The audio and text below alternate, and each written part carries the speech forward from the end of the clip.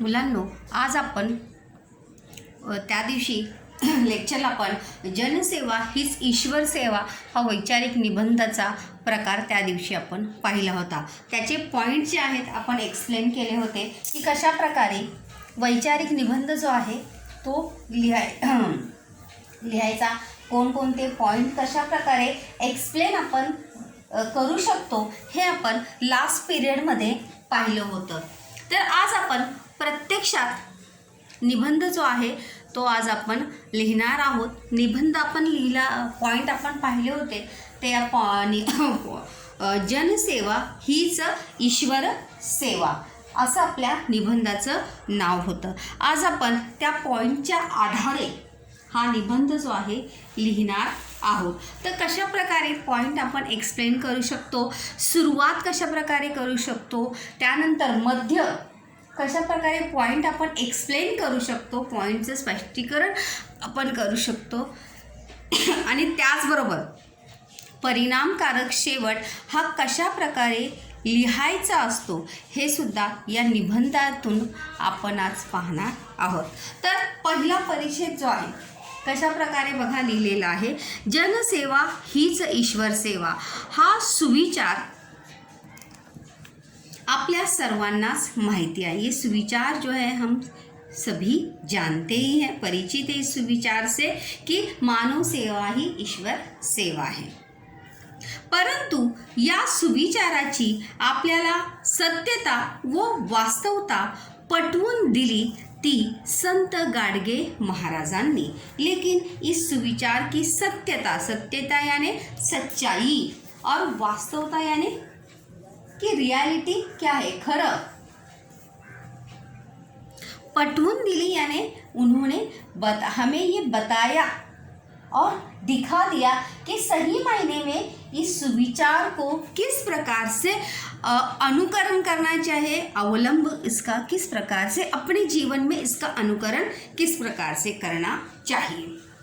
त्यांनी आपल्या कीर्तनातून व कार्यातून हे लोकांना दाखवून दिले और उन्होंने स्वयं अपने कीर्तनों के माध्यम से, अपने प्रवचनों के माध्यम से और साथ ही साथ अपने सामाजिक कार्य के माध्यम से उन्होंने ये लोगों को बताया है, अनुकरण उसका किया है की खरोखर जनसेवा हीच ईश्वर सेवा आहे. और इसीलिए त्यामुळेच संत गाडगे महाराजांना लोकसंत असेही म्हणतात. इसलिए संत गाडगे महाराज को लोक संत नाम से भी क्या होते हैं, पहचानते हैं या जाने जाते हैं. याद रखिए यहाँ पर कि संत गाडगे महाराज जो है एक महान संतों में से एक है. जैसे मैंने पॉइंट में आपको बताया भी था कि महाराष्ट्र को संतों की महान ऐसी विशाल ऐसी परंपरा प्राप्त है. उसी में से संत गाडगे महाराज एक संत होकर गए जिन्होंने सामाजिक कार्य को ही अपना जीवन जो है वो बहाल किया था. इसीलिए उन्हें लोग जो है लोक संत के नाम से जानते थे, क्योंकि वो हमेशा लोगों की भलाई के बारे में, लोगों की अच्छाइयों के बारे में ही हमेशा सदैव वो सोचते थे.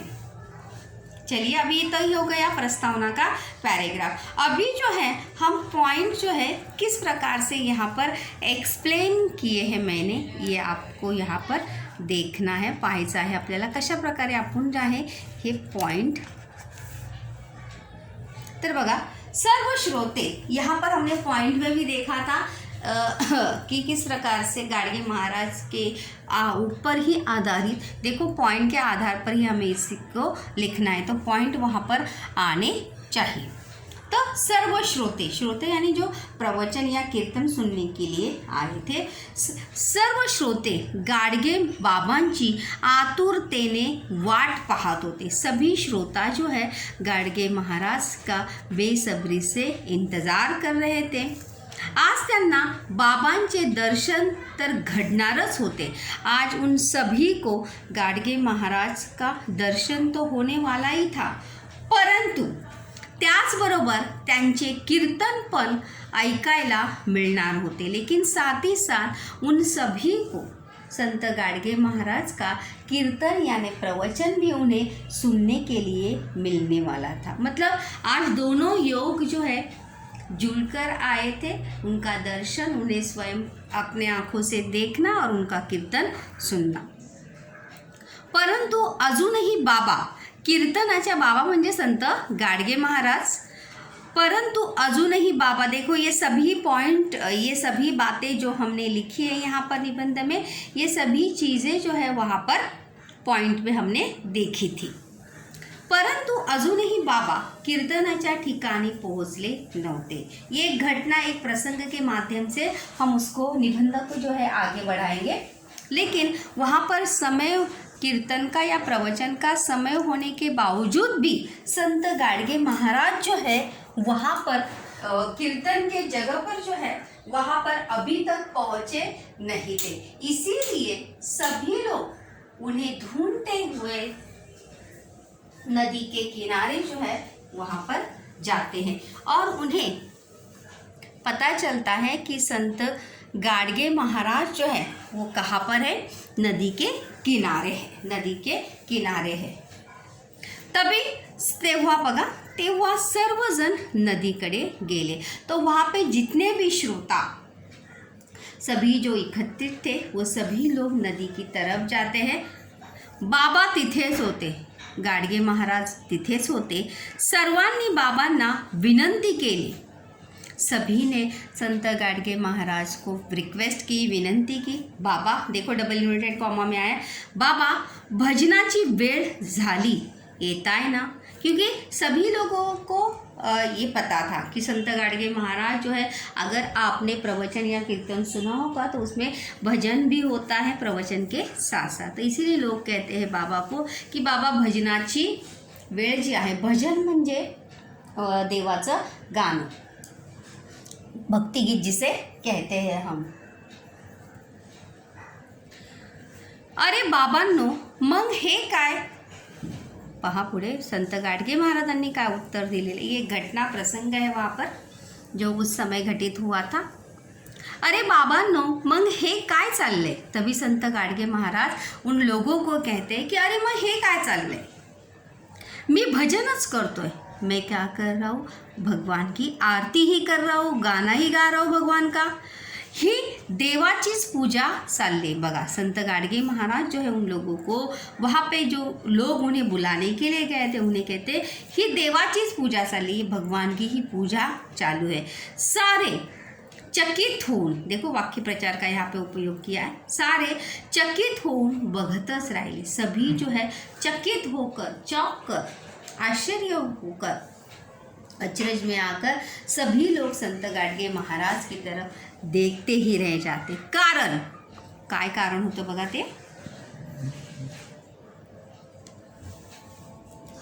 कारण तेव्हा बाबा एका कुष्ठरोग्याला अंघोळ घालत होते। तभी कुष्ठरोगी जब बीमारी थी उस समय संसर्ग जन्य बीमारी ऐसी मानी जाती थी, इसलिए उस समय सभी जितनी भी बीमारियां थी उन सभी बीमारियों में से कुष्ठ रोग जो है सबसे बड़ी बीमारी जो है उस समय मानी जाती थी। और ऐसे कुष्ठ रोगी पीड़ित व्यक्ति को, बीमार व्यक्ति को संत गाडगे महाराज जो है स्वयं क्या कर रहे थे? अंघोळ म्हणजे स्नान, नहला रहे थे। और आप सभी जानते भी होंगे कि कुष्ठ रोग जिस व्यक्ति को उस समय होता था तो लोग बाहर, दूसरे लोग तो छोड़िए, लेकिन घर वाले ही उस व्यक्ति को घर से बाहर निकाल देते थे, अपने घर में रखना नहीं चाहते थे, खुद स्वयं रिश्तेदार। तो सोचिए, ऐसे लोग, पीड़ित लोग जो पहले से ही अपनी बीमारी से, अपने वेदना से, दुख से परेशान है, अगर ऐसे व्यक्ति को अगर घर वालों का आधार या सहारा नहीं मिला तो उस व्यक्ति की हालत क्या होती होगी। तो इसीलिए देखिए, या प्रसंगातून, उसी घटना से हेच समजते की कोणतीही गोष्ट आपण स्वतः आधी आत्मसात केल्या पाहिजे। कोणतीही गोष्ट या गोष्टी आपण स्वतः कोई भी चीज़ या कोई भी अच्छी बात, सद्वचन, सद्वर्तन जो है पहले खुद उसको आत्मसात करना चाहिए। आत्मसात मतलब अवलंब जो आहे उसका खुद उसका अनुकरण हमें खुद करना चाहिए। तर जर आपण केलं तरच समोरचा व्यक्ती करणार आहे, आपण स्वतः करायचं नाही आणि फक्त दुसऱ्याला सांगून चालणार नाही। आपल्या कृतीतून हे दाखवून दिले पाहिजे और सिर्फ बताने से नहीं, अपने कृती से, अपने व्यवहार से ये हमें दिखाना चाहिए की आपण बोलण्यावर विश्वास ठेवत नाही तर कशावर विश्वास ठेवतो, कृतीवर विश्वास ठेवतो। और संत गाडगे महाराज भी उस समय जो प्रवचन कीर्तन देने के लिए आए थे उनका विषय वही था कि देवाची पूजा न करता माणसांची पूजा करा। तो ये न बताते हुए संत गाडगे महाराज ने स्वयं अपने कृति से, अपने व्यवहार से उन्होंने ये बात लोगों को बताई थी। चलिए पुढे पाहूया आपण।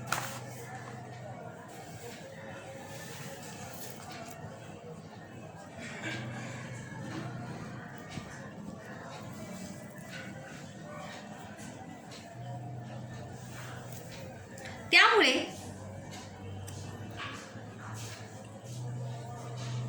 गाडगे बाबांनी कीर्तनात निरूपणासाठी हाच विषय घेतला और ये बात लोगों को बताने के बाद, जैसे मैंने अभी कहा कि गाडगे महाराज ने निरूपण के लिए, निरूपण करणे म्हणजे स्पष्टीकरण करणे, हा सुद्धा काय आहे, वाक्य प्रचार आहे। तो इसलिए उस दिन गाडगे महाराज ने अपने कीर्तन में स्पष्टीकरण के लिए यही विषय, यही टॉपिक ले लिया। त्यांच्या मते सर्व माणसे ही ईश्वराशीच लेकरे आहे। उनके अनुसार या त्यांच्या विचारानुसार सर्व माणसे ही कोणाची लेकरे आहे, देवाचीच लेकरे आहे। देवाचा समानार्थी शब्द आहे ईश्वर।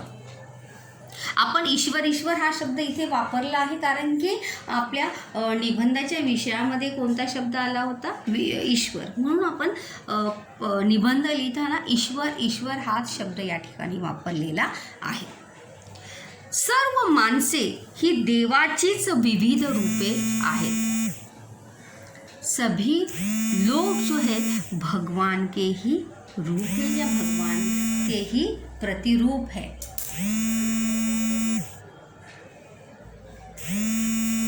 त्यामुळे माणसांची सेवा हीच प्रत्यक्ष ईश्वराची सेवा होय और इसीलिए मनुष्य की सेवा यही सही मायने में या वास्तव में किसकी सेवा है, भगवान की सेवा है। तेव्हा देवाची भक्ती करायची असेल, त्याची सेवा करायची असेल, अगर सही में अगर आपको भगवान की भक्ति करनी है, देवाची सेवा करायची आहे, तर आपण देवळात जायची गरज नहीं। यहाँ पर अगर आप देखेंगे पॉइंट हम यहाँ पर एक्सप्लेन करना जो है सेकंड पैराग्राफ से ही शुरू किए। अगर आप देखेंगे तो पॉइंट जो है आपको यहाँ पर देंगे। देखो, त्याची सेवा करायची असेल तर आपण देवळात जायची गरज नाही। अगर हमें भगवान की सेवा करनी है, पूजा करनी है, तो हमें मंदिर में जाने की आवश्यकता नहीं है। तसेच धार्मिक स्थळांना भेटी देण्याची सुद्धा गरज नाही और भगवान धार्मिक स्थलों पर भी जाने की आवश्यकता नहीं है। प्रत्येक माणसाचा आत्मा हाच परमेश्वर आहे। प्रत्येक मनुष्य का आत्मा यही क्या है, भगवान है या भगवान का प्रतिरूप है। तेव्हा आपण माणसातच ईश्वर म्हणजेच देवाला शोधला पाहिजे। इसलिए तभी, तेव्हा म्हणजे तभी तो, तेव्हा म्हणजे जर, ते तभी हमें मनुष्य में ही भगवान यानी भगवान को ही ढूंढना चाहिए। मनुष्य जो भगवान का ही एक प्रतिरूप होता है आणि त्यामुळेच आपण माणसाचीच सेवा केली पाहिजे। भगवान में जर देव जो आहे तो कशात आहे, देवळात नसून तो कोणामध्ये आहे, माणसात आहे। आपण नेहमी मानतो की निरोगी शरीर हीच संपत्ति आहे। हम हमेशा ये मानते हैं कि स्वस्थ शरीर ही मनुष्य की सही मायने में क्या है, पूंजी है, संपत्ति है। अगर स्वस्थ शरीर नाही आहे, निरोगी जर शरीर नाही आहे, तर कितीही आपल्याकडे पैसा अडका असला, संपत्ती धन दौलत जर असली, तर त्याचा काहीही उपयोग नाही। पण दुर्दैवाने काही लोकांना धडधाकट यानी स्वस्थ हट्टेकट्टा निरोगी शरीर लाभत नहीं, लेकिन कुछ लोगों को जो है दुर्दैव यानी कम नसीब होने के, नसीब अपन म्हणू शकत नहीं, दुख की बात है कि कुछ लोगों को जो है स्वस्थ शरीर जो है वो नसीब होता नहीं। काही जण जन्मतःच अपंग असतात, तो कुछ लोग होते हैं जो जन्म से ही अपंग होते हैं। काहींना दिसत नाही, काहींना ऐकायला येत नाही, काहींना हात पाय असे भरपूर व्यंग जे आहेत ते माणसाच्या शरीरात काहींच्या असतात। तर काही जणांना म्हणजे काही लोग शारीरिक दृष्टया, कुछ लोग जो है शारीरिक रूप से अस्वस्थ होते हैं, तो कुछ लोग मानसिक रूप से भी अस्वस्थ होते हैं।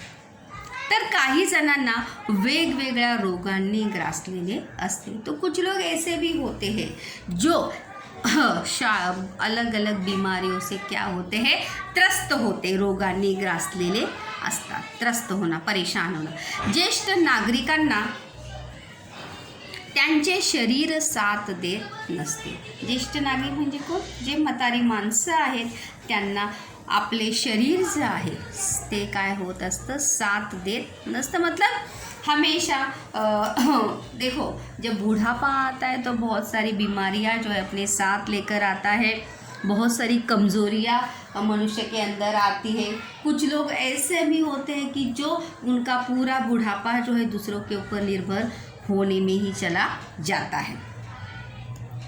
त्यामुळे या सगळ्यांना सर्वसामान्य माणसासारखे जीवन जगणे कठीण होते और इसलिए ऐसे लोगों को सर्वसामान्य लोगों की तरह, एक आम आदमी की तरह जीवन जीना जो है क्या होता है, मुश्किल होता है, कठीण असतं। जर आपण दुसऱ्यावर असलं, जर चालता येत नसेल, व्यवस्थित हाथ नसतील, तर आधार के लिए हमेशा किसकी आवश्यकता होती है, दूसरे की आवश्यकता होती है। किसी दूसरे व्यक्ति के बिना कहीं आ नहीं सकते, जा नहीं सकते, हमेशा किसके ऊपर होना पड़ता है, दूसरों के ऊपर ही निर्भर होना पड़ता है। आणि त्यामुळे त्यांचं जीवन काय होतं, जगणं, जीवन जीना जो है क्या होता है, कठिन हो जाता है। वो सही से जीवन अपना जी पाते नहीं, क्योंकि देखो एक सर्वसामान्य जीवन जीना और दूसरों के ऊपर निर्भर होकर जीवन जीना, इन दोनों में क्या है, बहुत ज़्यादा अंतर है। शरीर दुबळे असल्याचे दुःख असते। शरीर दुबळे यानी क्या, कमज़ोर तो है, इसका दुख तो होता ही है। हम दूसरों के ऊपर निर्भर है, इसका भी दुख ज़्यादा होता है। लेकिन पण समाजात लोग उपेक्षा व अवहेलना ही करतात। लेकिन समाज में तो छोड़िए, लोग घर में ही ऐसे लोगों की क्या करते, उपेक्षा मतलब कम समझना, उनकी तरफ ध्यान न देना, नज़रअंदाज करना। अवहेलना यानी अपमान, उनका बार बार अपमान करना, अपमानित करना। तो घर के लोग और आसपास के लोग, इसीलिए तो कहा है समाजात, मैंने समाज के लोग तो अपमानित अवहेलित तो करते ही है, उपेक्षित तो करते ही है, लेकिन अगर घर वाले साथ दे तो लेकिन घर वाले भी उन्हें उपेक्षित अपमानित करते हैं। तर समाजात काही जणांना जातीपातीच्या कारणाने कमी दर्जाची वागणूक दिली जाते। तो कुछ लोग ऐसे भी होते हैं कि जिन्हें समाज में जाति के नाम पर, जाति के नाम पर जो है कम दर्जाची मतलब हीन दर्जे की जो है बर्ताव व्यवहार उनके साथ किया जाता है। आवश्यक गरजा पूर्ण करण्यासाठी पण खूप झगडावे लागते। मतलब हमारी जो मूलभूत आवश्यकताओं की पूर्ति के लिए भी उन्हें बहुत ज़्यादा झगडावे लागणे, मतलब संघर्ष करणे, वाक्यप्रचारे संघर्ष करावा लागतो। गरीब व अनाथ यांचीही अशीच स्थिति असते। जो आर्थिक रूप से गरीब है वो, और जो अनाथ है ज्यांचं या जगात कोणीही नहीं, उनकी भी कोई दूसरी परिस्थिति होती नहीं, उन्हें भी इन सभी परिस्थितियों का सामना करना पड़ता है। या साऱ्यांना आधार दिला, त्यांची सेवा केली तर तीच ईश्वराची सेवा होय। और इन सभी को अगर हम आधार देते हैं, उनका सहारा बनते हैं, तो सही मायने में वही क्या है, भगवान की या देवाची काय आहे, पूजा आहे या सेवा आहे। दीन दुबळ्यांना आधार देणे, त्यांची दुःखे समजून घेऊन त्यांना सावरण्याची संधी द्यावे।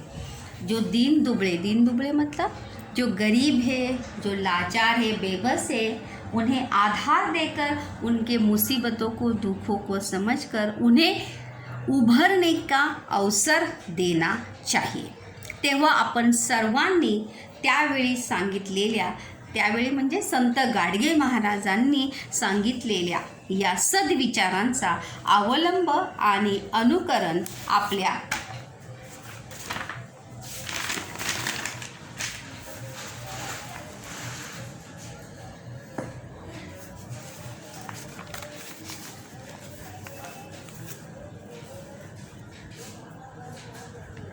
अवलंब, पॅरेग्राफ चेंज नाही बघा, अवलंब जीवनात केला पाहिजे, जीवनात केले पाहिजे।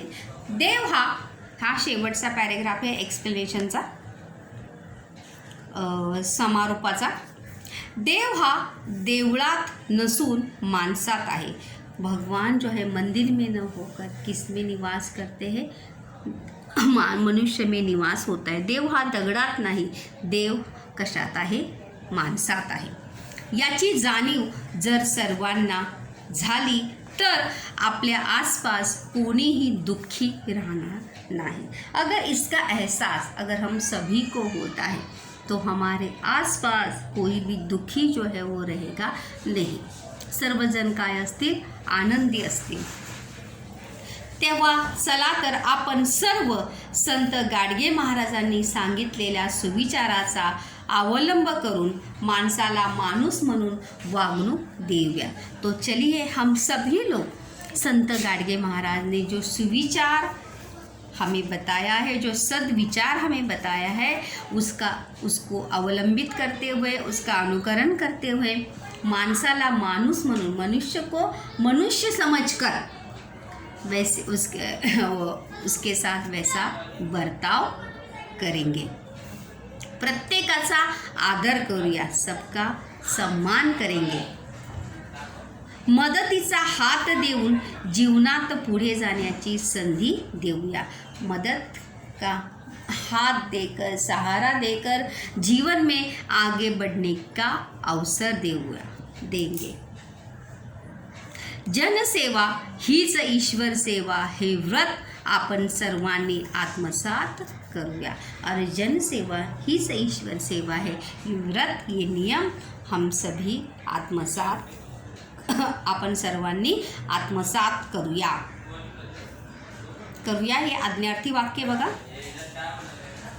कारण माणसानेच माणसाला समजून घेणे अपेक्षित असते, क्योंकि मनुष्य ने ही एक मनुष्य को समझ कर लेना क्या होता है, अपेक्षित होता है। तर अशा प्रकारे आपण हा वैचारिक निबंध जो आहे पाहिलेला आहे। त्या निबंधाचा विषय होता जनसेवा हीच ईश्वर सेवा। तर कशा प्रकारे मुद्द्यांच्या आधारे अपन स्वतःचा सुद्धा विचार, देखो वैचारिक निबंध में खुद के विचार अगर अंतिम पैराग्राफ में अगर आप देखेंगे, बीच बीच में अगर हम देखेंगे तो हमने अपने विचार यहाँ पर डाले हैं कि किस प्रकार से हमें खुद को परिवर्तित होके सही मायने में अपने जीवन में इसका अवलंब करना चाहिए। देखो मैंने अंतिम में लिखा है, कारण माणसानेच माणसाला समजून घेणे अपेक्षित असते, क्योंकि एक मनुष्य ने ही दूसरे मनुष्य को समझकर, उसका दुख समझकर, उसकी परेशानी समझकर, उसकी हालत समझ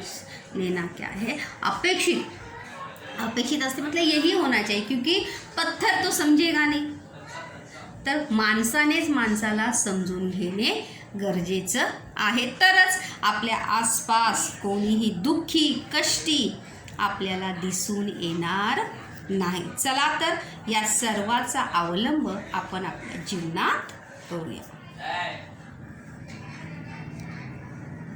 मुलांनो, दुसरी एक गोष्ट म्हणजे तुम्ही सुद्धा मुद्द्यांच्या आधारे तुम्ही सुद्धा हा निबंध तुमच्या विचारांनी लिखने का प्रयत्न नक्कीच करा.